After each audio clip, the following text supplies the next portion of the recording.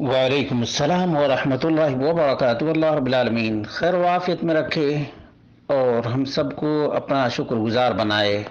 سوال یہ تھا کہ ہمیشہ گھر میں اللہ کے فضل و کرم سے اچھے ہی کھانے بنتے ہیں، اس کے باوجود بچے بولتے ہیں کہ سڑا ہوا کھانا ہے، تو طرح طرح کی باتیں کرتے ہیں۔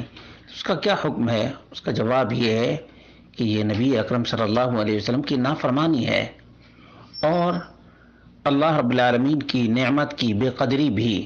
چنانچہ ابو ہریرہ رضی اللہ عنہ بیان کرتے ہیں، ما عاب النبی صلی اللہ علیہ وسلم طعاما قط، اللہ کے رسول صلی اللہ علیہ وسلم نے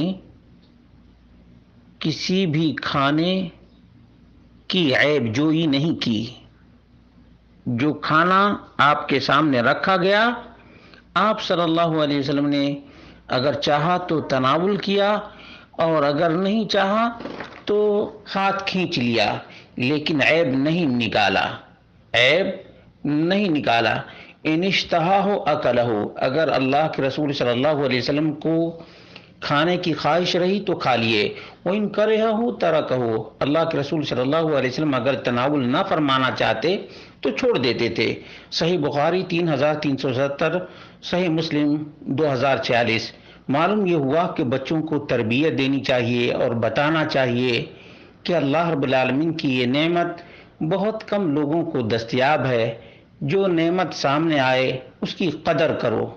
اللہ رب العالمین قدردانوں کی مزید حوصلہ افزائی کرتا ہے، مزید عطا کرتا ہے۔ لئن شکرتم لازیدنکم ولئن کفرتم ان عذابی لشدید۔ اس لیے شکران نعمت کا سلیقہ سکھانا چاہیے، بچوں کو بھی ہونا چاہیے۔